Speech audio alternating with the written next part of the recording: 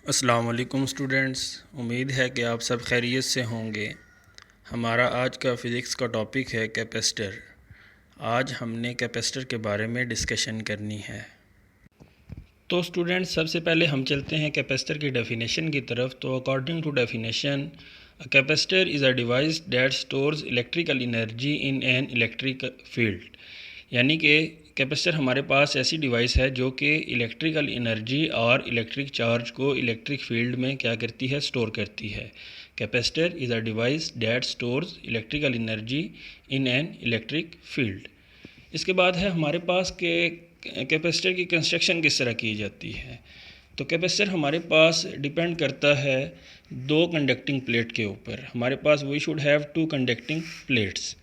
Conducting plates का मतलब ये है कि हर प्लेट में पॉजिटिव एंड नेगेटिव चार्जेस की जो अमाउंट होगी वो आपस में इक्वल होगी और net charge should be zero. Net charge हमारे पास क्या होगा, ज़ीरो होगा। अब ये दो जो प्लेट्स हम कैपेसिटर में यूज़ कर रहे हैं, दोनों की दोनों क्या हैं, कंडक्टर हैं। अब इनका जो एरिया होगा वो हमारे पास क्या होगा, वो भी सेम होगा।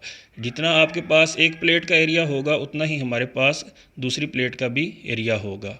सपोज डैट हमारे पास प्लेट 1 का एरिया है ए और प्लेट 2 का भी एरिया हमारे पास कितना होगा, ए ही होगा। अब इन दो प्लेट्स के दरमियान स्पेसिफिक अमाउंट में डिस्टेंस होना चाहिए।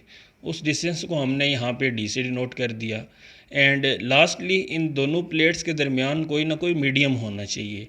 मीडियम आपके पास एयर भी हो सकता है, वैक्यूम भी हो सकता है और एनी इंसुलेटर भी हम क्या कर सकते हैं, इसमें यूज़ कर सकते हैं। सबसे पहले हमारे पास जो कैपेसिटर है वो दो कंडक्टिंग प्लेट्स के ऊपर डिपेंड करता है।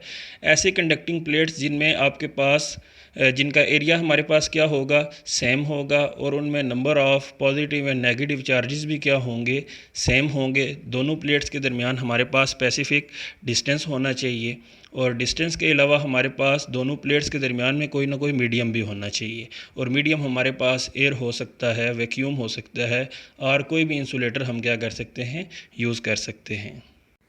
अब आप देख सकते हैं साथ पे जो डायग्राम बनी हुई है उसमें हमारे पास दो प्लेट्स मौजूद हैं। एक को हमने प्लेट 1 का नाम दे दिया, एक को हमने प्लेट 2 का नाम दे दिया। दोनों के दरमियान जो डिस्टेंस है वो डी है।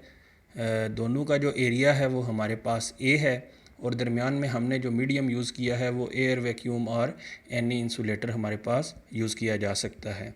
और इसके अलावा हमने क्या किया, इन प्लेट्स को कनेक्ट कर दिया बैटरी के साथ। स्टूडेंट्स, अब है हमारे पास चार्जिंग ऑफ कैपेसिटर, यानी कि कैपेसिटर अपने अंदर इलेक्ट्रिकल एनर्जी और इलेक्ट्रिकल चार्ज को इलेक्ट्रिक फील्ड में कैसे स्टोर करेगा, इस चीज़ को हमने डिस्कस करना है। तो अब हमने जैसे कि डिस्कस किया कि हमने दोनों कंडक्टिंग प्लेट्स को कनेक्ट किया है बैटरी के साथ। अब बैटरी का जो एक पॉजिटिव टर्मिनल है वो हमने एक प्लेट के साथ अटैच कर दिया, नेगेटिव टर्मिनल हमने दूसरी प्लेट के साथ अटैच कर दिया।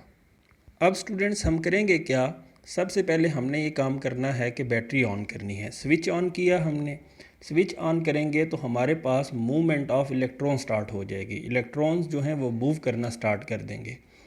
अब हमने पॉजिटिव टर्मिनल कनेक्ट किया हुआ है प्लेट 1 के साथ, नेगेटिव टर्मिनल हमने कनेक्ट किया हुआ है प्लेट 2 के साथ और दोनों प्लेट में हमारे पास पॉजिटिव एंड नेगेटिव चार्जेस की जो तादाद है वो आपस में इक्वल है।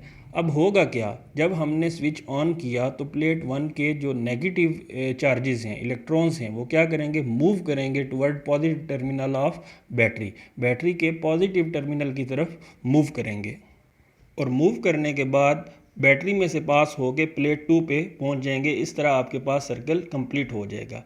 यहाँ पे हम करते क्या हैं, सपोज करते हैं कि सबसे पहले एक इलेक्ट्रॉन ने मूव किया प्लेट 1 से और वो आ गया बैटरी के पॉजिटिव टर्मिनल के ऊपर और यहाँ से वो मूव करता हुआ पहुँच गया प्लेट 2 के ऊपर। अब हमारे पास क्या हुआ कि number of electron and number of positive and negative charges हमारे पास क्या थे, दोनों प्लेट्स में इक्वल थे।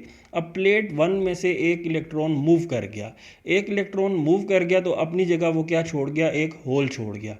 एक होल जो उसने छोड़ा उसकी जगह पॉजिटिव चार्ज ले लेगा। हमारे पास प्लेट 1 में पॉजिटिव चार्ज की तादाद में इजाफा हो गया है, 1 टाइम इंक्रीमेंट लग गया। अब हमारे पास वो जो नेगेटिव चार्ज था वो किधर मूव कर गया, इलेक्ट्रॉन प्लेट 2 में। प्लेट 2 में तो हमारे पास पॉजिटिव एंड नेगेटिव आपस में इक्वल हैं। अब वहाँ पे क्या हो जाएगा, प्लेट 2 में हमारे पास नेगेटिव की तादाद में 1 टाइम इंक्रीमेंट हो जाएगा, इजाफा हो जाएगा। आप डायग्राम में देख सकते हैं कि प्लेट 1 में पॉजिटिव चार्ज की तादाद में इजाफा हो गया है, 1 टाइम इंक्रीज़ हो गया, और इसी तरीके से आपके पास प्लेट 2 में नेगेटिव चार्ज जो है 1 टाइम इंक्रीज़ हो गया। अब हमने ये भी डिस्कस किया था कि नेगेटिव और पॉजिटिव आपस में क्या हैं, दोनों में इक्वल हैं, लेकिन 1 टाइम पॉजिटिव इंक्रीज़ हो गया प्लेट 1 में एंड 1 टाइम नेगेटिव इंक्रीज़ हो गया प्लेट 2 में। अब ये जो पॉजिटिव और नेगेटिव हैं ये आपस में क्या करेंगे, अपोजिट चार्जेस हैं तो अट्रैक्ट करेंगे, इलेक्ट्रिक फील्ड जनरेट होगी पॉजिटिव से नेगेटिव की तरफ। इलेक्ट्रिक फील्ड की डायरेक्शन हमारे पास होती है पॉजिटिव से नेगेटिव की तरफ। अब ये पॉजिटिव और नेगेटिव आपके पास क्या करेंगे, इलेक्ट्रिक फील्ड जनरेट करेंगे। ये जस्ट हम अभी एक इलेक्ट्रॉन को, एक चार्ज को डिस्कस कर रहे हैं। अब इससे होगा क्या, प्लेट्स के दरमियान जो है हमारे पास पोटेंशियल डिफरेंस जनरेट होगा, पोटेंशियल डिफरेंस जनरेट होगा बिकॉज इलेक्ट्रिक फील्ड क्या हो गई है, अब जनरेट हो गई है पॉजिटिव से नेगेटिव की तरफ। अब ये जो हमारे पास इलेक्ट्रिक फील्ड जनरेट हुई पॉजिटिव और नेगेटिव के दरमियान इलेक्ट्रिक फील्ड में, अब हमारे पास इलेक्ट्रिक फील्ड में एनर्जी आ गई है in form of electric field. इसी को हम क्या कहते हैं, जो कि कैपेसिटर अपने अंदर क्या करता है, एनर्जी स्टोर करता है इलेक्ट्रिक फील्ड में। अब सारी की सारी जो इलेक्ट्रिक एनर्जी थी और इलेक्ट्रिक चार्ज था वो हमारे पास स्टोर हो गया है इलेक्ट्रिक फील्ड में। और हम यहाँ पे क्या कहेंगे कि कैपेसिटर ने अपने अंदर एनर्जी स्टोर कर ली है। मैं रिवाइज़ कर देता हूँ। यहाँ पे हमने क्या किया, सबसे पहले हमने स्विच ऑन किया। स्विच ऑन करेंगे तो हमारे पास होगा क्या, इलेक्ट्रॉन की मूवमेंट स्टार्ट हो जाएगी। इलेक्ट्रॉन की मूवमेंट स्टार्ट होगी तो हमारे पास पोटेंशियल डिफरेंस जनरेट होगा। प्लेट 1 से इलेक्ट्रॉन मूव करेंगे और प्लेट 2 की तरफ जाएंगे। अब हमारे पास प्लेट 1 में जो है वो इलेक्ट्रॉन की तादाद कम होना शुरू हो जाएगी और प्लेट 2 में हमारे पास इलेक्ट्रॉन की तादाद जो है वो ज़्यादा होना शुरू हो जाएगी। अब इस तरीके से हमारे पास दोनों प्लेट्स के ऊपर अपोजिट चार्जेस आना स्टार्ट हो जाएंगे और दोनों के दरमियान इलेक्ट्रिक फील्ड जनरेट हो जाएगी। और हमारे पास जो इलेक्ट्रिक फील्ड में जितनी भी इलेक्ट्रिक फील्ड हमारे पास जनरेट हो रही है, हम क्या कहेंगे, कैपेसिटर अपने अंदर जो है वो एनर्जी को स्टोर कर रहा है। अब स्टूडेंट नेक्स्ट हमारे पास है, नेक्स्ट डायग्राम में आप देख सकते हैं कि हमने वही प्रोसीजर कंटिन्यू किया। जब हमने वही प्रोसीजर कंटिन्यू किया तो प्लेट 1 में जितने भी नेगेटिव चार्जेस थे, जितने भी इलेक्ट्रॉन्स थे, वो मूव कर गए वहाँ से प्लेट 1 से प्लेट 2 की तरफ।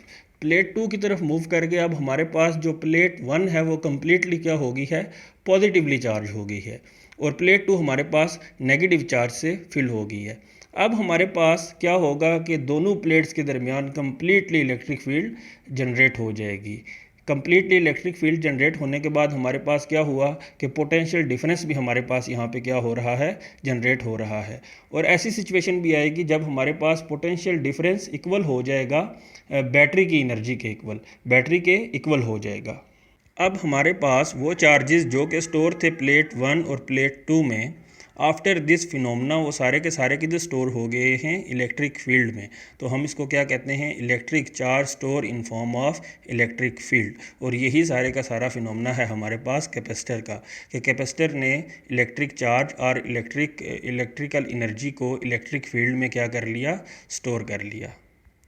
अब स्टूडेंट्स हम आ जाते हैं मैथमेटिकल डेरिवेशन की तरफ। सपोज डैट के जो हमारे पास Q है वो टोटल चार्ज इन प्लेट है एंड V हमारे पास क्या है, potential difference between plates. Q हमारे पास टोटल चार्ज है एंड V हमारे पास क्या है, पोटेंशियल डिफरेंस है। अब हमारे पास अगर चार्ज ज़्यादा होगा, अमाउंट ऑफ चार्ज ज़्यादा होगी तो हमारे पास पोटेंशियल डिफरेंस भी क्या होगा, मैक्सिमम होगा। जितना चार्ज ज़्यादा होगा उतनी ही हमारे पास पोटेंशियल डिफरेंस की वैल्यू भी क्या होगी, ज़्यादा होगी। तो हम लिख सकते हैं कि जो चार्ज है वो हमारे पास डायरेक्टली प्रोपोर्शनल है पोटेंशियल डिफरेंस के। Q directly proportional to V and Q is equal to CV। Proportionality का साइन हटाया तो हमारे पास एक कोफिशेंट आ गया C हमारे पास क्या है, capacitance of capacitor.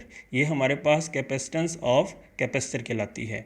Q is equal to CV और C हमारे पास क्या आ जाएगा, C is equal to Q over V। Capacitance की वैल्यू हमारे पास क्या आ जाएगी, Q ओवर V आ जाएगी। कैपेसिटेंस ऑफ कैपेसिटर क्या होती है, इस चीज़ को हम डिस्कस कर लेते हैं। Capacity of the capacitor to store charge is known as its capacitance. यानी कि किसी भी कैपेसिटर की चार्ज स्टोर करने की जो कैपेसिटी होती है उसको हम क्या कहते हैं, उस कैपेसिटर की कैपेसिटेंस कहते हैं, और इसको हम C से डिनोट करते हैं। इसके बाद है हमारे पास डिपेंडेंस ऑफ कैपेसिटेंस, के कैपेसिटेंस जो है वो किस चीज़ के ऊपर डिपेंड करती है। सबसे पहले हमारे पास ज्योमेट्री ऑफ कैपेसिटर, के कैपेसिटर की ज्योमेट्री कैसी है, लाइक उसका area of plates and separation between plates, के उनकी प्लेट्स का एरिया क्या है और उसकी प्लेट्स के दरमियान जो डिस्टेंस है वो कितना है।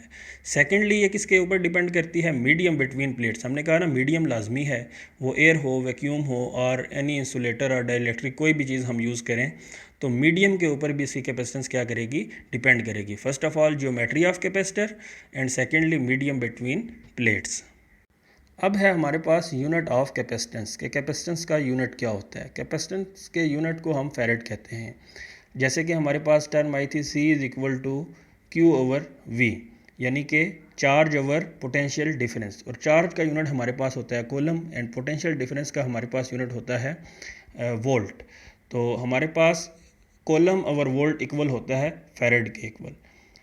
यूनिट ऑफ कैपेसिटेंस हमारे पास क्या आ जाएगा, फैरेड आ जाएगा। फैरेड आपके पास एक मैक्सिमम वैल्यू वाला यूनिट है, इसके लिए हम माइक्रो भी यूज़ करते हैं, नैनो भी यूज़ करते हैं, पीको भी यूज़ करते हैं, like micro farad, nano farad and pico farad वगैरह। और फैरेड हमारे पास इसकी डेफिनेशन क्या होगी, capacitance of capacitor will be 1 farad when charge of 1 coulomb given to one of the plate of parallel plate capacitor produces a potential difference of 1 volt between plates.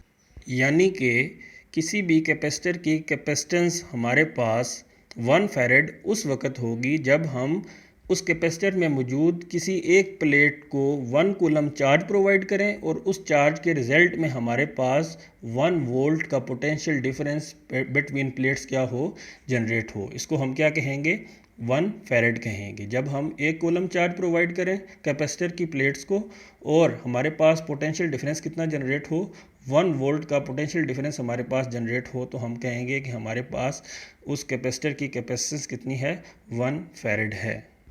तो students, capacitor हमारा आज का topic था, इसके बारे में हमने discussion की, इसकी कंस्ट्रक्शन पढ़ी और कैपेसिटर चार्ज कैसे होता है इसके बारे में भी हमने डिस्कशन की, इसका यूनिट डिस्कस किया, इसकी मैथमेटिकल फॉर्म डिस्कस की, फैरेड के बारे में हमने डिस्कशन की। आई होप सो कि आपको इसके बारे में समझ आ गई होगी। इंशाल्लाह नेक्स्ट लेक्चर में मिलते हैं नेक्स्ट टॉपिक के साथ, तब तक के लिए अल्लाह हाफिज़।